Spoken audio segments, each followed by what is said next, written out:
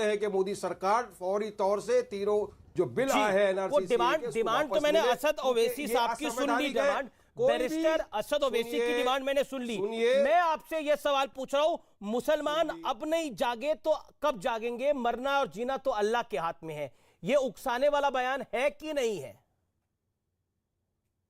कोई उकसाने वाला नहीं। हम तो जिस दिन से यूपी में गए हम तो बोल रहे हैं कि हम आए बीजेपी को हराने के लिए और योगी को इस मर्तबा चीफ मिनिस्टर नहीं बनने देंगे। हमने मुसलमानों को कहा कि जाटों का नेता है, यादवों का नेता है, सबका नेता है। आपका कोई नेता है नहीं है तो क्यों नाम आपके अंदर से नेता बनाने आए हैं? तो क्या गलत है? अब नहीं जाके 70 साल से मरना और जीना तो अल्लाह के हाथ में है। मुसलमान उठो और जागो, इसका मतलब क्या है?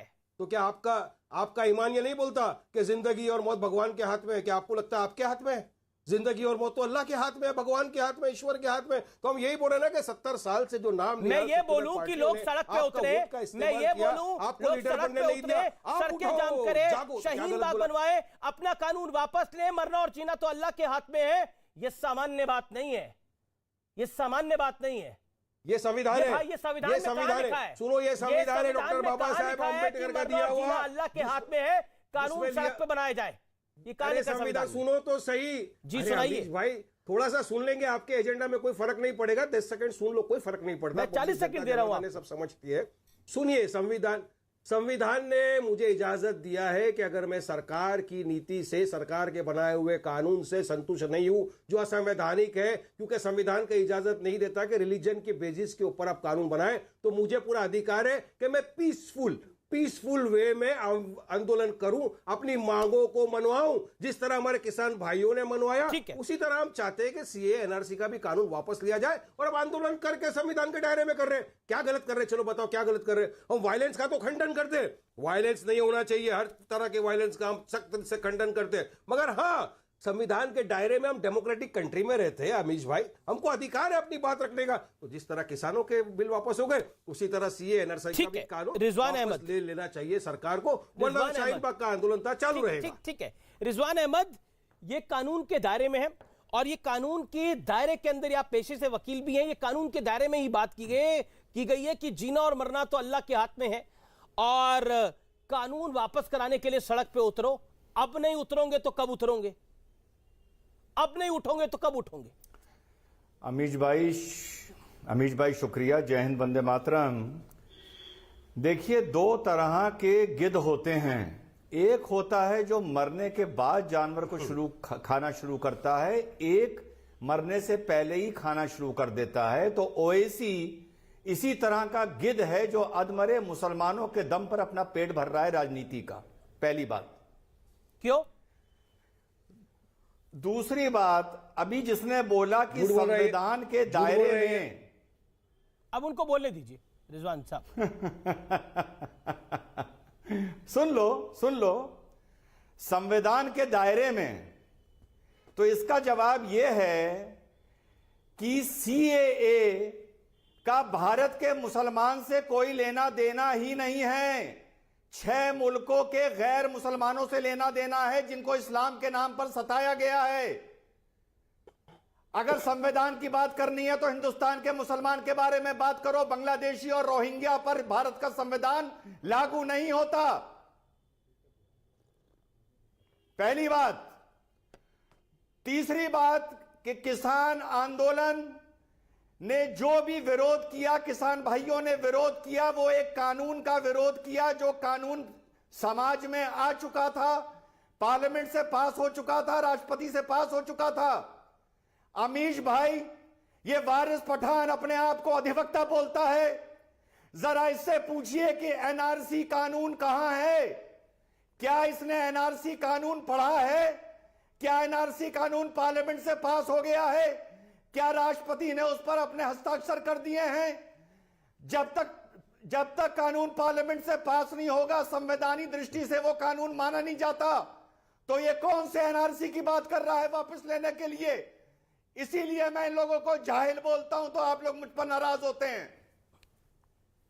वारिस पठान जवाब, ये जाहिलों वाली बात है। सबसे बड़ा जाहिल रिजवान है, जिसको कुछ पता ही नहीं है। इसी तरह के लॉलीपॉप दिए गए थे हमारे किसान भाइयों को एमएसपी की टाइम, कि नहीं ये किसानों के हक में है, हंसो हंसो, मक्कारी की हंसी पब्लिक देख रही है।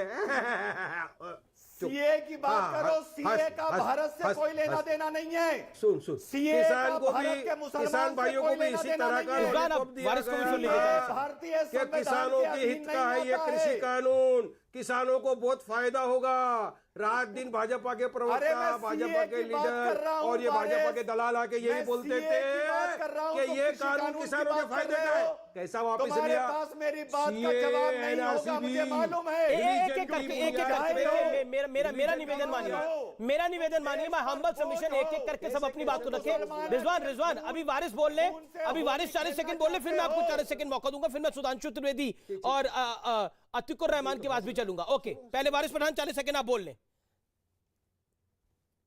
देखिए, जो चीज संविधान बोलता है कि रिलीजन की बुनियाद के ऊपर आप कानून नहीं बना सकते, ठीक है। वो असंवैधानिक है।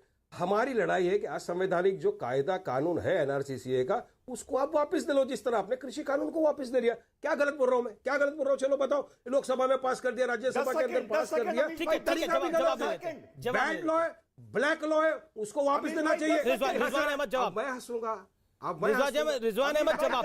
देखो, उसके बाद जवाब ही- बोलिए रिजवान। हमें क्या जवाब देंगे? हमें ये क्या जवाब देगा? जो वारिस साहब ने कहा, जो अमीश भाई बोलिए, 10 सेकंड बोलूं? जो वारिस पठान ने बोला, अरे बोलो क्या कि बोलेगा? भारत में संविधान में मजहब और धर्म के आधार पर कानून नहीं बन सकता, बिल्कुल सही बोला।